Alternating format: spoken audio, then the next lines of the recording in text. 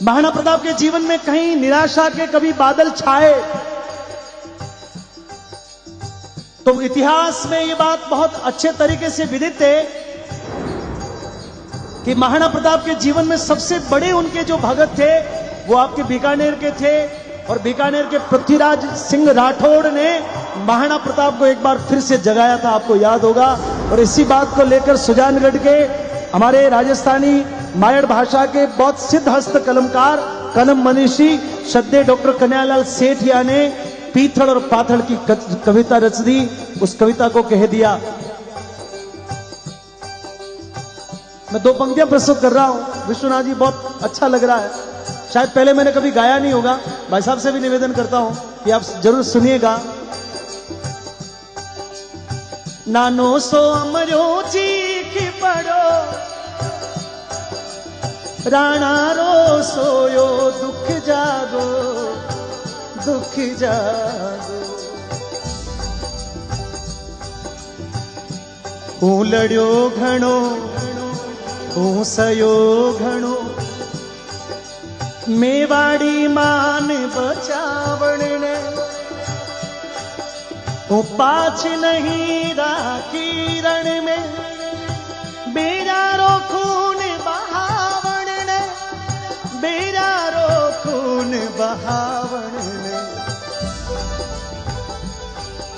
जद याद करो, जद याद करूं हल्दी घाटी, नैना में रगत उतर आवे, सुख दुख रो साथी चेतगड़ो, सूती सी रूख जावे। चंद कोशिशों के बाद में महाराणा प्रताप को डॉक्टर साहब उनको हार का सामना करना पड़ा, क्योंकि एक जीवन की लड़ाई थी नहीं, तीन तीन पीढ़ियां खप गई थी। इस देश में पहला मुगल बाबर था, बाबर के बाद हुमायूं, हुमायूं के बाद अकबर, और मेवाड़ के राजवंश में महाराणा कुंभा, उससे पहले बप्पा रावल, फिर महाराणा कुंभा, और महाराणा कुंभा के बाद महाराणा सांगा, महाराणा सांगा के बाद महाराणा उदय सिंह, और उदय सिंह से होते हुए ये उधर अकबर और इधर महाराणा प्रताप तक ये कहानी लड़ी, और हजारों लाखों लोग वीरगति को प्राप्त हो गए, कई सुहाग उजड़ गए। मां के पुरसी हुई थालियां, बेटा ने जीवन वास्ते थालियां पुरसी रह गई, बेटा वीरगति ने प्राप्त हो गया। समाचार आयो कि आपको बेटो दुनिया में ना रहो।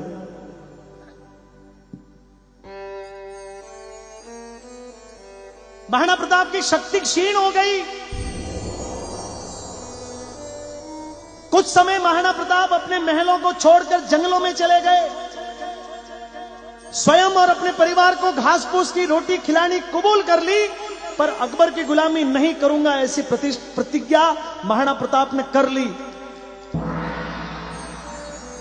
लेकिन बहुत समय तक जब परिवार को बिलबिलाता देखा, जब भूख से तड़पता देखा, तो महाराणा प्रताप के बहुत जो हितैषी, जो उस समय के उनके जो समझदार लोग थे, उनके साथ में बैठ के चर्चा हुई कि आखिर में क्या करें।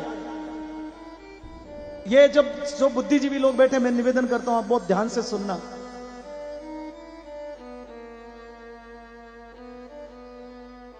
तो बहुत समझ से ये फैसला हुआ कि एक बार दुश्मन को रोकना आवश्यक है, क्योंकि दुश्मन कुछ समय के लिए रुकेगा तो हम अपनी शक्ति को बढ़ाएंगे,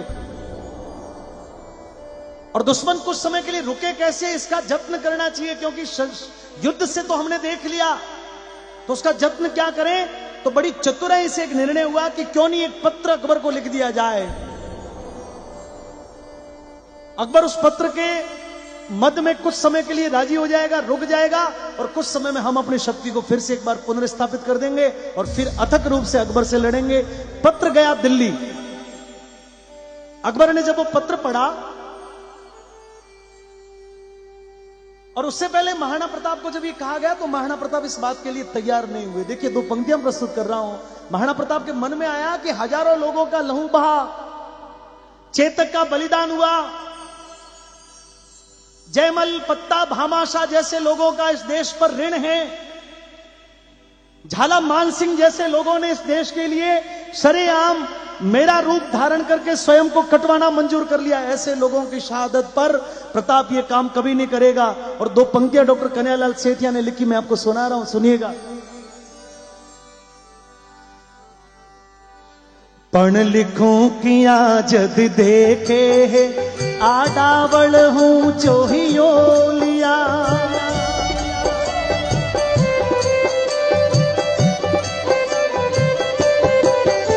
पण लिखूं किया जद देखे, आडावल ऊंचो ही लिया।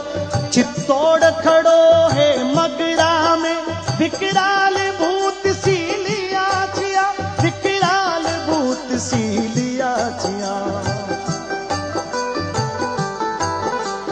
झुकूं किया है आण मने, कुड़रा के शरिया बानारी। हूँ बुझूं किया हूँ शेष लपट, आजादी रे परवाना। लेकिन फिर भी महाराणा प्रताप ने पत्र लिख दिया। पत्र अकबर के हाथों में गया, अकबर का सपना सच हो गया। लेकिन अकबर बड़ा धूर्त था। अकबर चाहता था कि महाराणा प्रताप की इस हार को सिर्फ मैं या मेरा दरबार नहीं पड़े, पूरे देश को पता चलना चाहिए कि हिंदुआ सूरज, मेवाड़ की वो आन बान की शान की वो पगड़ी आज अकबर के पैरों में पड़ी है। अकबर को यह पता था कि महाराणा प्रताप का सबसे बड़ा भक्त कौन है। और अकबर ने दिल्ली से बीकानेर समाचार भिजवाया, पृथ्वीराज सिंह को दिल्ली बुलवाया। पृथ्वीराज सिंह दिल्ली पहुंचे। भरी कचेरी में वो कागज महाराणा प्रताप का पृथ्वीराज सिंह के हाथ में देख के अकबर बोला, मर डूब चलू भर पानी में, झूठा ही गाल बजावे हो।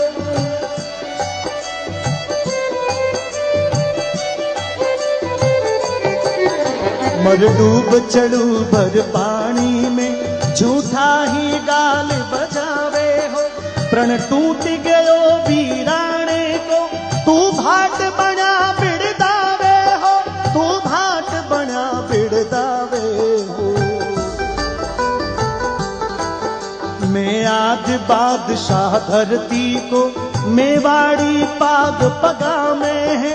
अब बता मने किण रजवट रे, रजपूती खून रगा में है। अकबर बोला कि तू चिल्लू भर पानी में डूब के मर जा। 2400 घंटे भाट बन के जिनकी वृद्धावली गाया करता था, आज वो महाराणा की पाक मेरे कदमों में पड़ी। अब मैं देखता हूं कि तू अपनी मूंछों के बट कैसे लगाता है।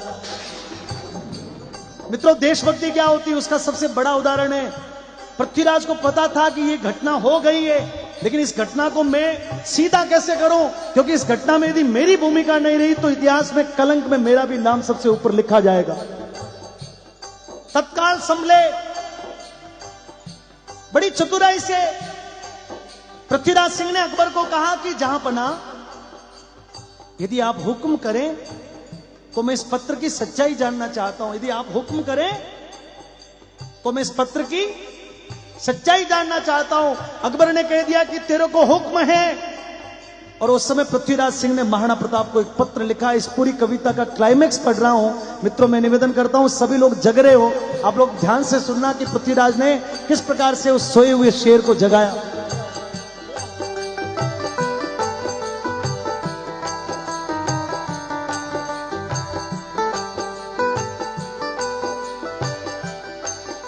मैं आज सुनी है नाहरियो, साल्या के सागे सोवेलो।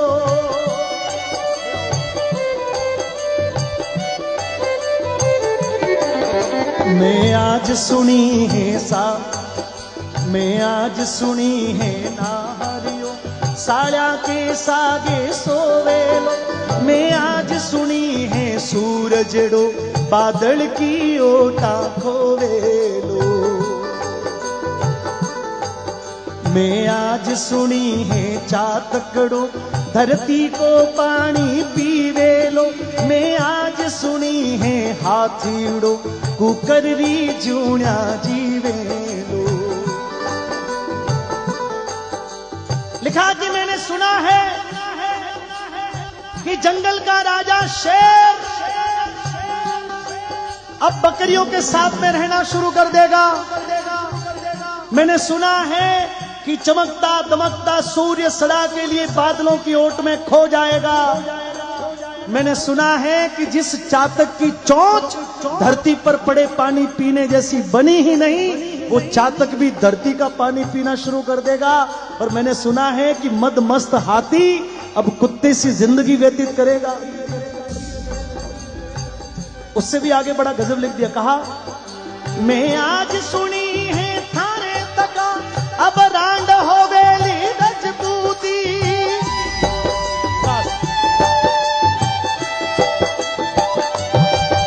मैं आज सुनी है थाने तका अब रांड हो वेली रजपूती। मैं आज सुनी है म्याना में तलवार रवेली अब सूती। मैंने सुना है कि आपके होते हुए रजपूती विधवा हो जाएगी। दुश्मन की छाती का संहार करने वाली तलवार अब सदा के लिए म्यान में विश्राम करेगी। ये बात कहां तक मानो। हो मारो हिवड़ो कांपे है मूछारी मोड़ मरोड़ गई। पीथल राणा ने लिख भेजो आ बात कथा तक गिना सही। पत्र पहुंचा मेवाड़। महाराणा प्रताप ने उस पत्र को पढ़ा और पढ़ते ही महाराणा प्रताप की आंखों में एक बार फिर से लाल रंग छा गया। लाल रंग का लहू एक बार फिर शरीर में दौड़ गया। पत्र के जवाब में महाराणा ने लिखा,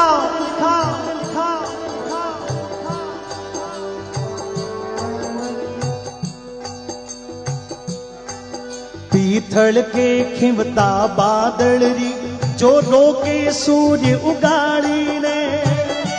ताली के साथ में पीथल के खिमता बादल री जो रोके सूर्य उगाड़ी ने। सिंघारी हाथड़ सहले बाकूक मिली कद स्याली ने। बाकूक मिली कद स्याली ने। धरती को पानी पीवेसी चातक की चोंच बनी कोनी। कुकररी जूणा जीवेसी हाथी की बात सुनी कोनी।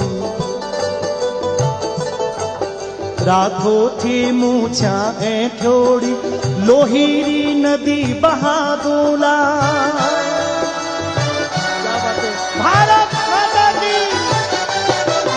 राखो थे मूछा ऐठोड़ी लोहीरी नदी बहा दूला। हूँ अथ कलड़ूला अकबर सू उजड़ियो मेवाड़ बसा दूला। रजपूतन रोजायो हूँ रजपूती कर्ज चुकाऊला।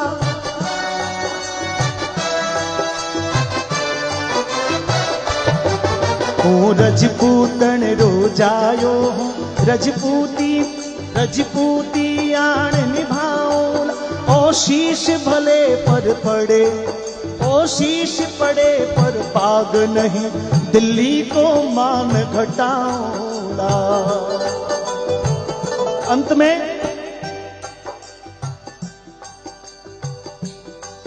जदराणा, समझ में आया तो ताले उठा देना, अभी नहीं पहले सुन लो। जदराणा रो संदेश गयो पीथलरी छाती दूनी ही। जदराणा रो संदेश गयो पीथलरी छाती दूनी ही। जदराणा रो संदेश गयो पीथलरी छाती दूनी ही। हिंदवाणो सूरज चमके हो अकबर री दुनिया सोनी, अकबर री दुनिया सोनी, अकबर री दुनिया सोनी, अकबर री दुनिया। बस यही मेरा निवेदन।